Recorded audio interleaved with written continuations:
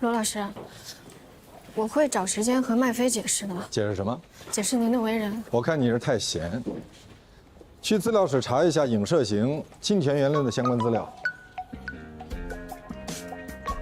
喂，我问我妈跟小安说什么了，我妈就急了，给罗琦打电话，俩人就说急了，然后我妈就说要告罗琦。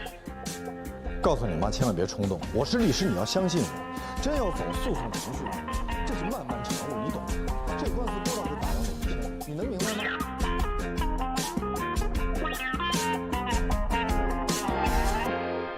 大姐，你都知道了吧？明天咱们俩一起去见马龙。我明天还要去立案呢。不，那个事儿已经交给郑芒了。没有人跟我说啊。那我现在跟你说了，罗宾已经同意了。哎，这都很正常，案子是案子，友谊是友谊，而且我觉着你接了肖凯丽，还比其他人接了更好。出去。今天我……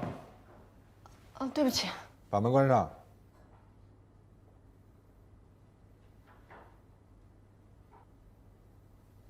不好意思，我的助理。没事了，我们接着说。能和解就和解，不能和解，他要起诉也没办法。即使你不接，他也会找其他人。顶尖律师也就这么几个，咱们抬头不见低头见，撞上是难免的。你是原告律师，我是被告律师，你们起诉，我们应诉，这就是律师的工作。我们也不是什么敌人。谢谢你。不客气，挂了。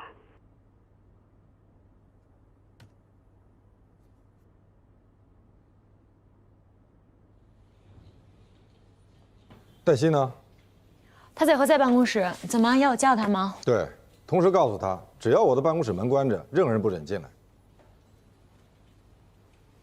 你今天怎么了？感觉有点异常。季玉的妈妈要告罗琦，我给罗琦打了好几个电话，他一个都不接。我去给他打一个试试。你不要介入。我有一个电话是专门用来在唯品会下单用的，除了打快递，从来没有打过别人的电话，没有人知道。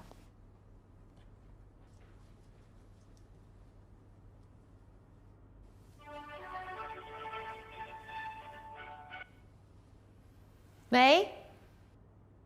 喂。你好，请问是罗琦女士吗？对，什么事儿？幼儿英语了解一下。他没事儿。就是不想接你电话，可能是生你气了吧？好吧。那个黛西，我去跟他解释一下，刚才你肯定把他吓着了。有吗？你发起火来，连我都得躲着你。我发过火吗？对你。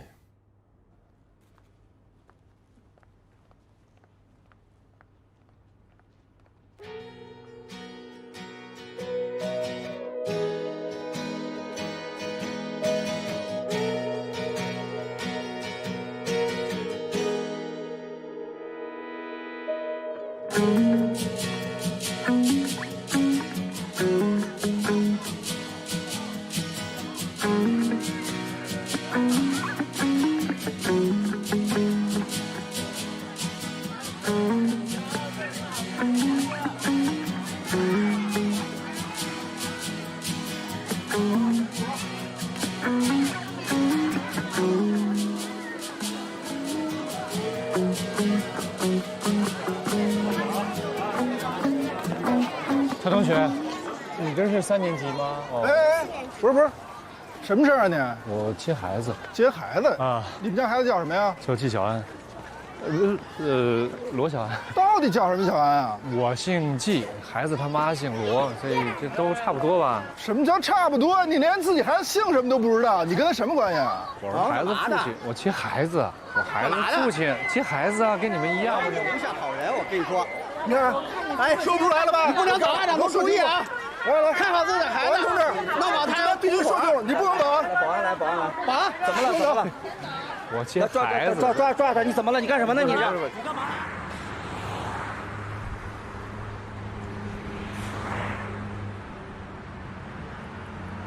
去给肖凯丽起草一份律师声明，下班前交给我。都说些什么？侵犯名誉权，转发要负法律责任，必须立即删除，否则后果自负。人家全文通篇都没有提到过肖凯丽这个名字，人家只是说绿茶 X。X 这个姓既可以是姓肖，也可以是姓夏呀。你到底是什么原因在这儿推三阻四呢？恕我直言，我真的觉得您有点太不爱惜羽毛了。鸟如果太爱惜羽毛，就只能关在笼子里。我不明白，您为什么非要替肖凯丽这种人发律师声明呢？你不明白的事情太多了。如果文章中提到的所有的事情他都做了，那他有什么好声明的？哦，你干都干了，你还不让别人说啊？你为什么学法律？维护正义，公平公正。那我们就来谈一谈什么叫公正，什么叫正义。在此之前，你认识肖凯丽吗？了解她吗？别说了解，根本都谈不上认识。就因为网上有人在疯传她是小三上位，你就认为她寡廉鲜耻，这对肖凯丽公平吗？网上那些攻击她的人，又有多少跟你一样？你们认为这叫正义？我承认我不了解她，那您了解她吗？据我所知，您也不了解吧？您为什么非要替一个自己根本就不了解的人去发律师声明呢？如果您刚发完声明，人家就挖出真相，啪啪打脸，您不觉得很丢人吗？这才考验你律师声明的水平。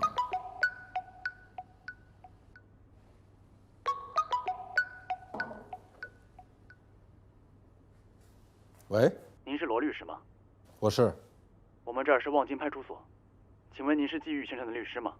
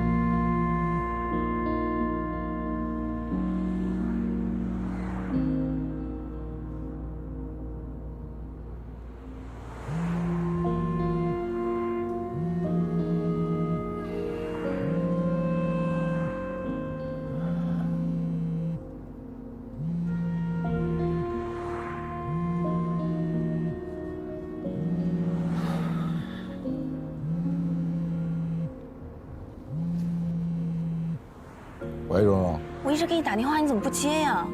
我实在没办法，就找了何塞。我是罗宾。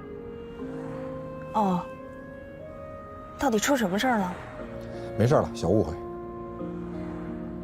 真的没什么事儿，放心吧。嗯。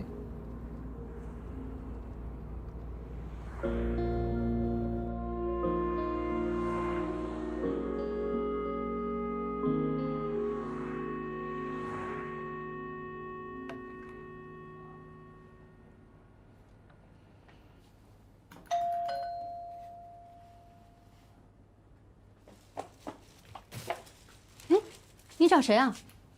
啊，我找罗琦，他搬走了。搬走了？什么时候的事儿？就这一半天的事儿。您确定吗？确定。拉那么大一个箱子，我以为啊他出差呢。那请问您知道他搬哪儿了吗？这个我不太清楚。哦，对了，他给我留了一个电话号码，说是他朋友的，有什么事儿给他朋友打电话。来，您记一下。麦飞。哎，找我啊？罗琦在哪儿？我不能告诉你。为什么呀？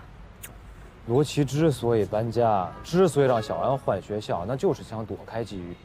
那如果你知道了，罗宾就会知道；罗宾知道了，那季玉一定会找上门。你知不知道？季玉因为太想念小安，他今天堵小安校门口，被人家当成人贩子给抓了。派出所一个电话打给罗宾，让他去接人。你想吃什么呀？这商场里全是你爱吃的，有你爱吃的重庆火锅。我没有和你开玩笑。我们能不能把工作和生活分开呀？你怎么这么无动于衷啊？啊！剥夺一个父亲见孩子的权利，你不觉得太残忍了吗？那你让法院告吧，你去让告罗琦吧。如果他支持他的诉讼请求，他判下来了。麦飞，你太不近人情了吧！我怎么不近人情啊？我只是个律师，我能做当事人的主吗？那你可以起码建议一下当事人吧。你怎么知道我当时没建议呢？行，你告诉我罗琦在哪儿，我去说服他，行吗？戴旭，你辞职吧。你不适合做律师，你得学会抽离，要不然你还活不活了？怎么抽离啊？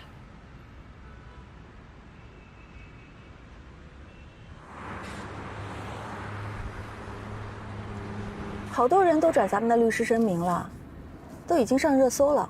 这就是当初为什么麦飞和廖佳敏劝你不要去理会。我才不管事儿大，我就是要告他。那就先挑几个罪大恶极的告一下，敲山震虎。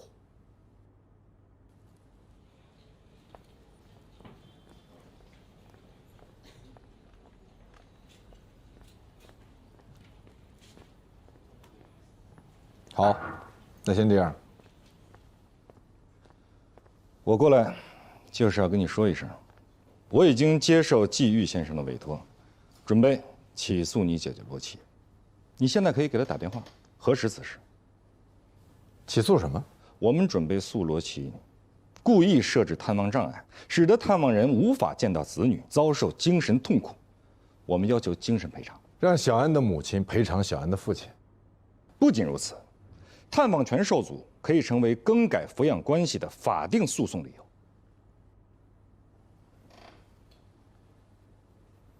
你是要把小安从他母亲身边夺走？这是你姐姐罗琦咎由自取。我不会让你这么做的。咱们俩在同一间律所，我已经接受了季玉先生的委托。根据利益冲突原则，除非你从全景辞职离开全景，不然你不能做罗琦的律师。而你姐姐罗琦现在的律师是你的学生麦飞，我一定要给他一个沉重的打击，因为他至今不接受调解，也不告诉我们你姐姐和小安她在哪儿。好，我们现在找不到他，那我只能申请法院拘传你姐姐罗琦了。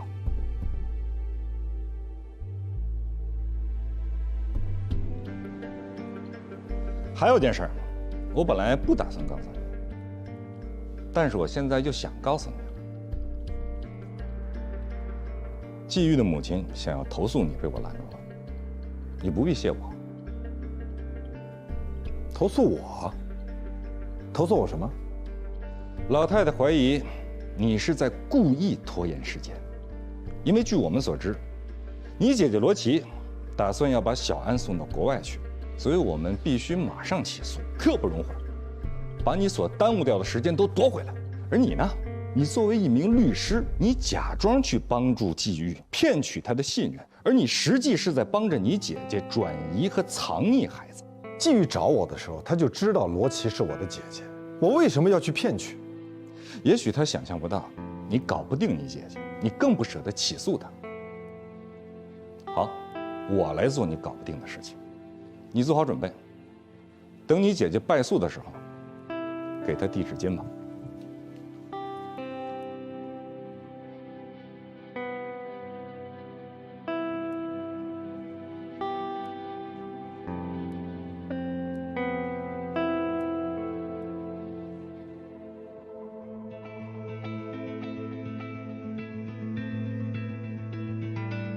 罗宾老师，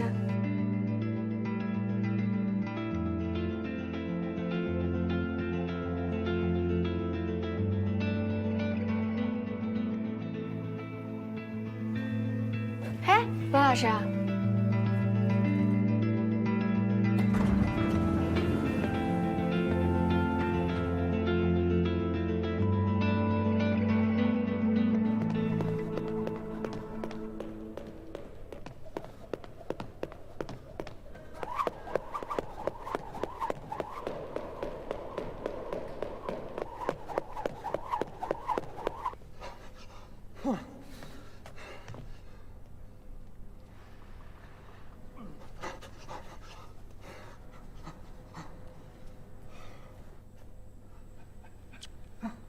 季玉，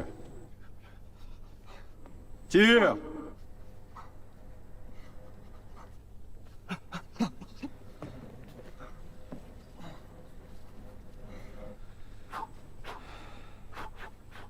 我想跟你好好谈谈。我不想跟你谈，你靠嘴吃饭，能把黑的说成白的。把黑的说成白的都是没饭吃的，牢饭除外。你闭嘴！我不想听你说话，听你说话真的很烦。我不想和你交流。你干嘛来这儿啊？你看看这什么地方？拳击馆，靠拳头说话，耍什么嘴皮子？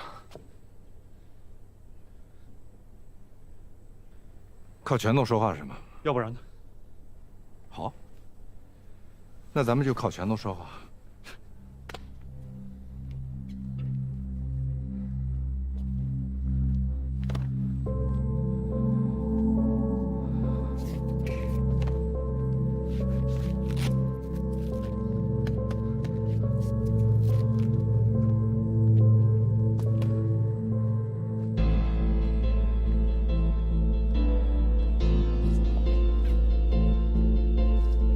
听我的，不要起诉。我就是太相信你，就是要起诉。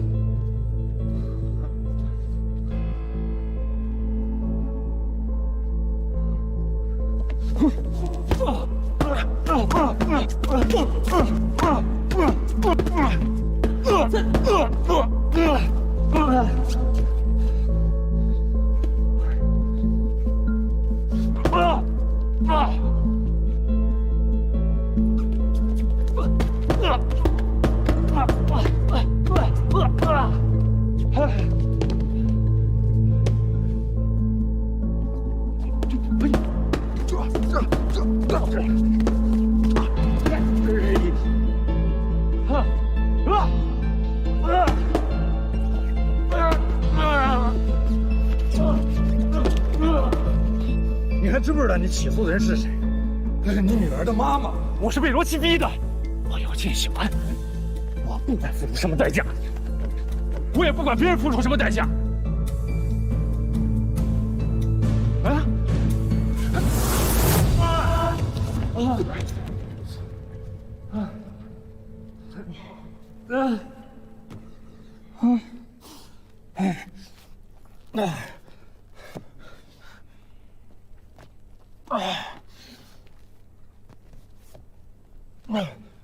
季玉，我提醒你，如果罗琦因此被拘传，小安会恨你一辈子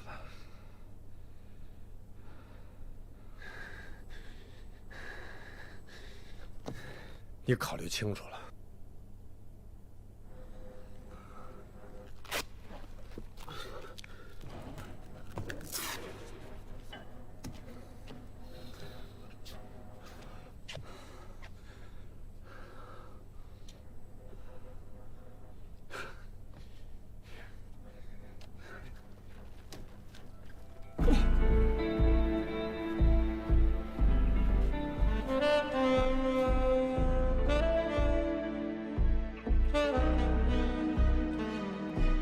把忧伤丢在等你的伤口，微笑着牵起你的手，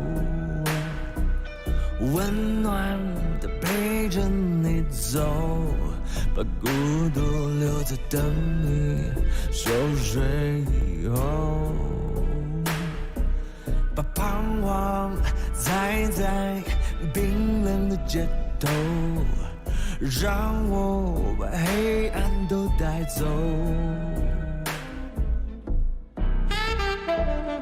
我的爱需要感受。人间繁华，旋转木马，我都陪在你左右。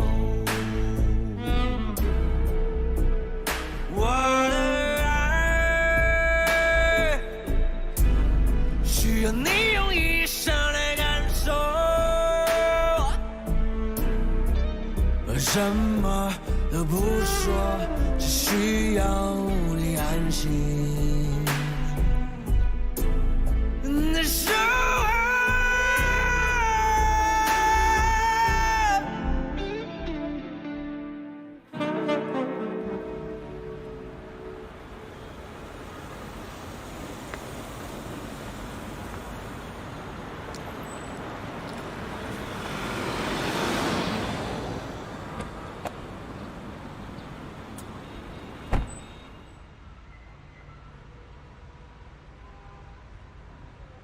跑步来的，穿得够随意的。看来你的拳击水平还是有待提高啊。拳头能解决问题，谁找你们律师啊？所以你还是感谢法治社会吧，否则你早被打死了。记住，我是一个好律师，听我的就不要告。你知不知道我为什么穿这身衣服？知道吗？我想穿的随意吗？我不想，我跑着来的。知道我为什么跑着来的吗？我睡不着，我焦虑，我失眠。一晚上，我一直在想，我到底要不要去告你姐？要不要？你一点不了解我，我太痛苦了。否则我不会早晨5点钟爬起来，我就跑到这儿来，一条街接一条街，一条街接一条街。所以，罗大律师，我没处跟你抬杠，知道吗？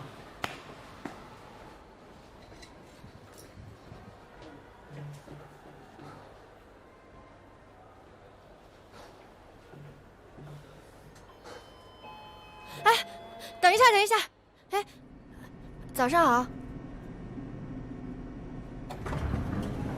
季先生，您几楼啊？同一层。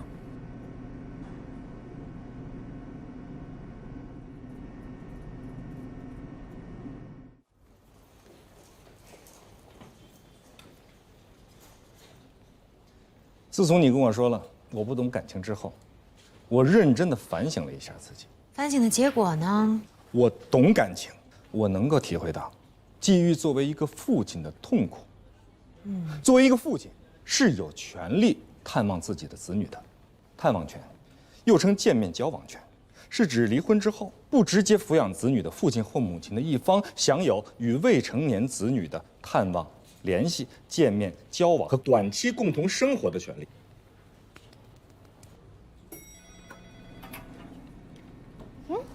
出去啊？没有，我来接人。罗律师好。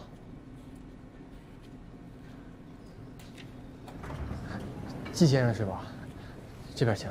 肖凯丽的案子你要跟紧一些，问问大致的开庭时间。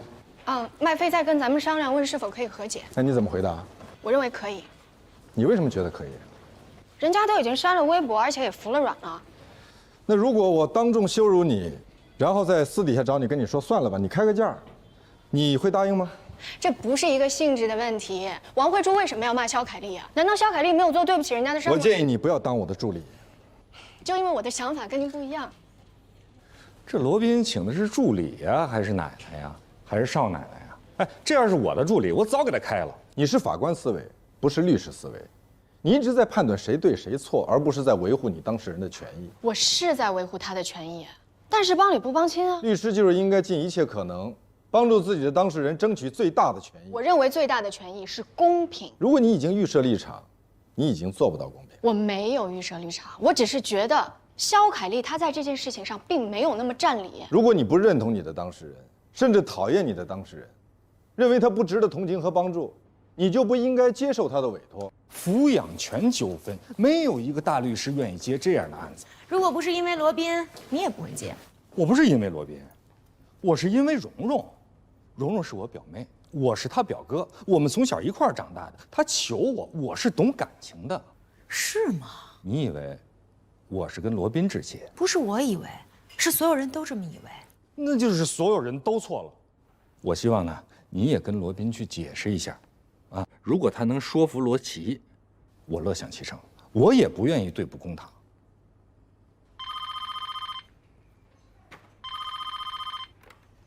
喂，你好。罗宾今天都有什么事儿？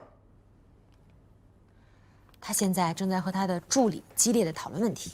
我不是在跟您争辩，我是在跟您模拟，一旦起诉，肖可丽她会遇到什么。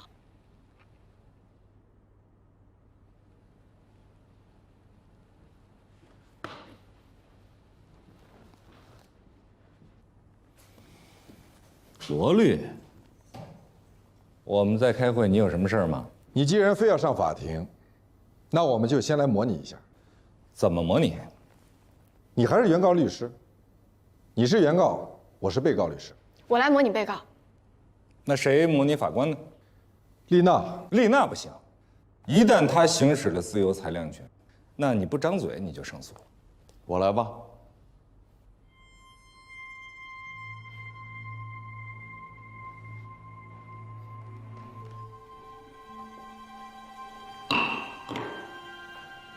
开庭。原告的委托代理人。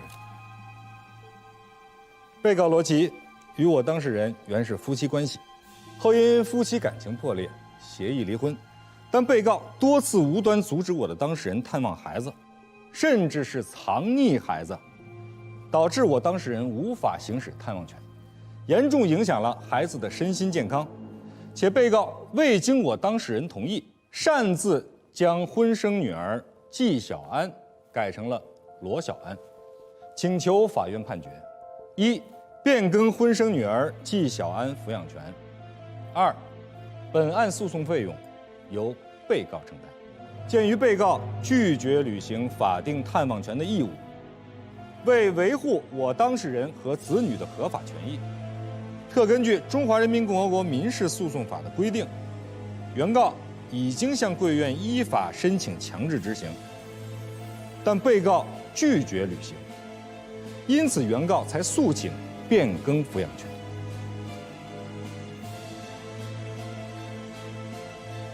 被告的代理人有什么意见吗？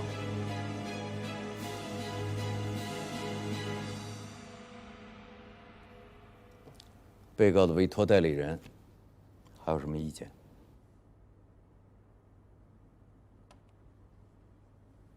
我的当事人依法提起反诉。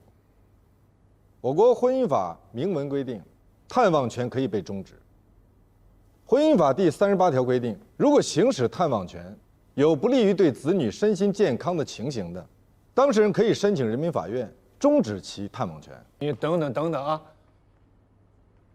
我去探望我自己的孩子，怎么就影响他的身心健康了呢？照你的意思是说，这两个人离婚了，不看孩子是对的，看孩子反而是错了？不是说你探望孩子不对，是说你探望孩子对子女的身心健康不利。不是，我还是没明白，怎么我去探望我的孩子，我就影响他的身心健康了呢？我十恶不赦吗？我做错什么事儿了吗？罗宾，你知道小安对我多重要，你知道的。请当事人保持冷静，控制情绪，保持冷静。法庭啊，坐。有一天，你把孩子接到你家，然后你突然中午有事儿，你就出去了，就把孩子丢给了奶奶。奶奶告诉小安说，你爸爸帮你找了一个新妈妈，以后你就有2个妈妈了。孩子从你家回来之后就一直情绪低落，学习成绩下降，而且还经常做噩梦，这严重影响了孩子的身心健康。你有什么证据证明奶奶说了这种话？别，何律师，你先停一下。关于这件事情，我求证了我母亲。老太太说了，她当时跟孩子说这些话的初衷是想孩子知道，1个妈妈代表1份爱，2个妈妈代表2份。有很多人爱这个孩子，有什么问题啊？事实上，这给孩子造成了很大的心理压力和精神负担。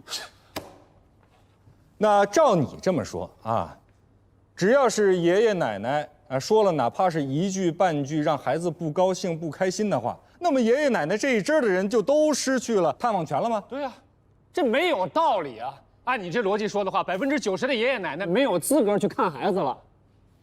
探望权是探望权人的合法权利，应该受到法律保护，不能因为爷爷奶奶说了一句容易引起起疑的话，就剥夺探望权人的法定权利。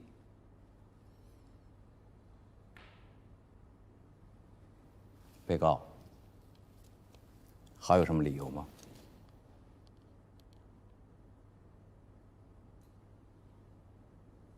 原告离婚后，长期酗酒，患有酒精依赖。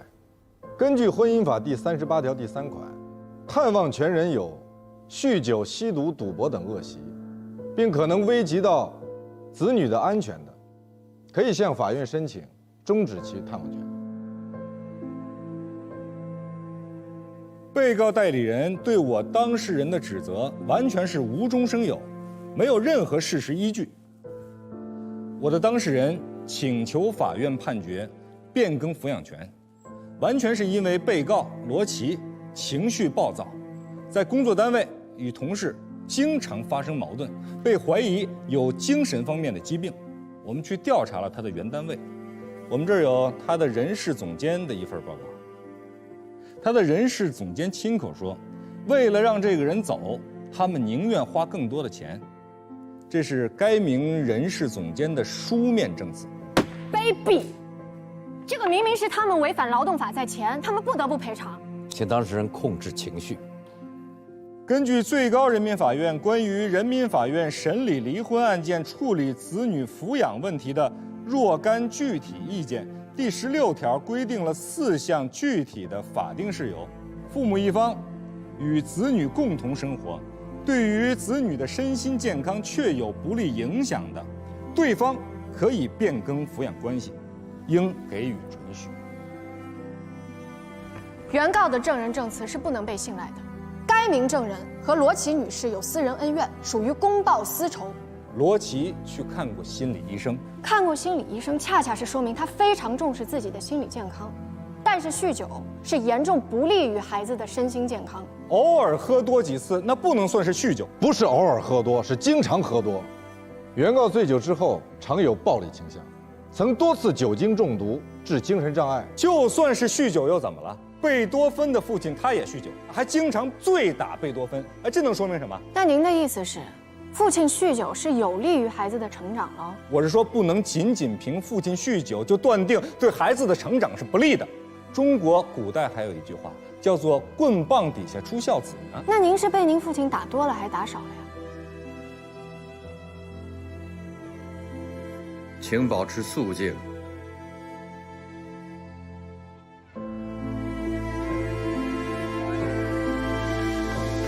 小二，小二，小二。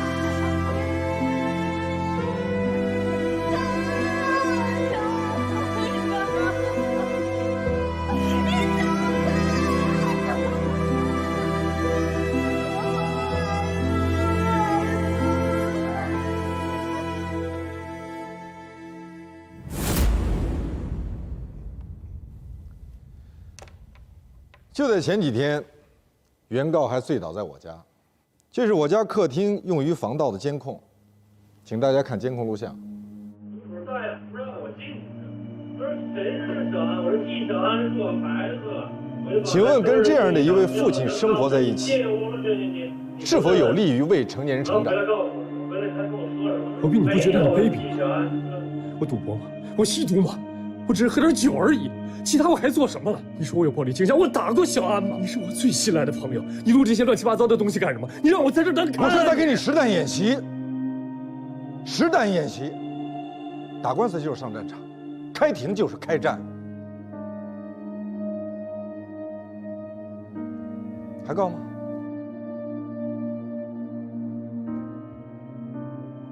还告吗？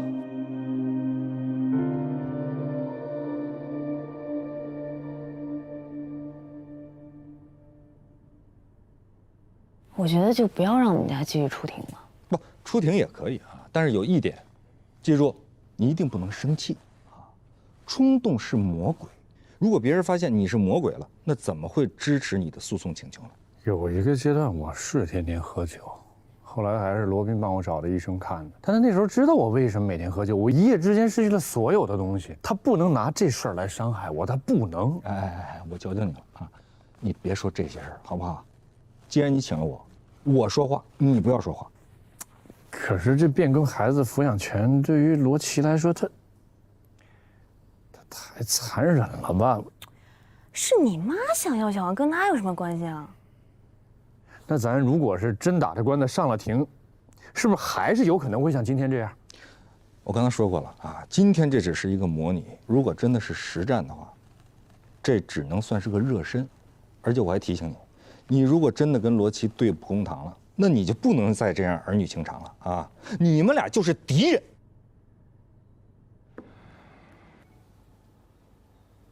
外姐啊，我想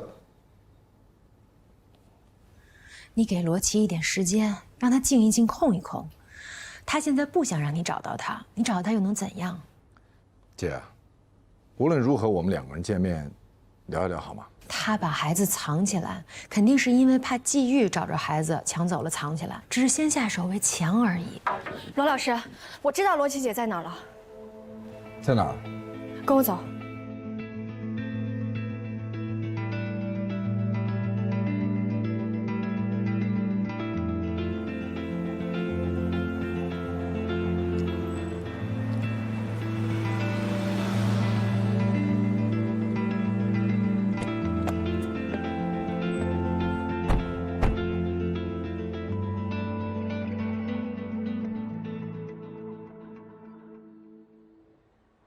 如果是这样的话，您看您能不能找出一些关于对方类似于赌博呀、酗酒啊，或者说是虐待子女这方面的证据呢？这不合适吧？我其实就是不想让他见我孩子，但是我也没想置他于死地啊。罗姐，您的心情我非常能理解。但是打官司从某种程度上来讲，就是在比狠，比谁狠，要不然就不打了。我确实不想打官司，本来挺好的，各走各的路。他结个婚，对吧？我带着孩子好好过，井水不犯河水的。您想的是井水不犯河水，可对方不想。对方想的是井水河水都想要，现在是对方在搞您，要求法院强制执行探望权，所以您现在应该想的是如何面对被告、被诉、被执行。那我能全权委托你吗？不能。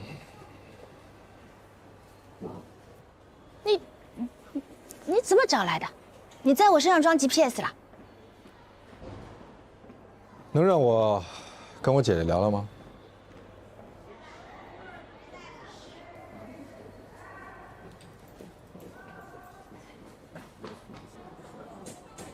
我想跟你好好谈谈。我都找律师了，你要谈跟他谈，你跟我老谈什么谈呢？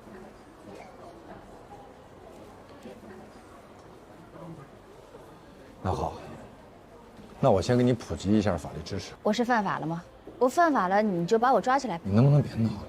你这都是闹情绪。法律规定，我跟你说，法律规定这些事情太深奥了，我根本听不懂。好，那我跟你说大白话哈。小安出生之后，当时你生病了，住院，住了很长一段时间，所以小安那时候就跟着他奶奶在一块生活，包括中间也生活过一段时间，包括去年你出国去考察。小安也是一直跟着他奶奶，所以说，如果人家对方要求，法院是会去考虑的。小安是从我肚子里出来的孩子，他忙活了10分钟，我忙活了10个月，凭什么归他呀？自动取款机啊，谁插卡归谁呀？那你告诉我，你怎么跟小安解释以后他见不到他爸爸？你怎么跟他说？出国读书，出国呀，那就不用解释了。钱呢？我有啊。谁给的？季玉当初净身出户。把所有的东西都给了你，那是他自愿的。是，他是自愿。可是他之所以自愿，是因为他想让你跟小安你们俩能过得好一些，能安生一些。他绝对不会想你带着孩子远走高飞，从此以后见不到自己的女儿了。菲菲，哎呀，菲菲，你跟踪我？手机上有定位这个功能，我就使用一下这个功能而已。你如果不想让我找到你的话，你可以把这个软件关了呀。你要是关了的话，我就找不到你了。你真的生气啦？我也不知道。哎呀，什么叫你也不知道？就是字面的意思。那你到底是生气还是没生气啊？我说了，我现在真的不知道。我最近很累，我也很烦。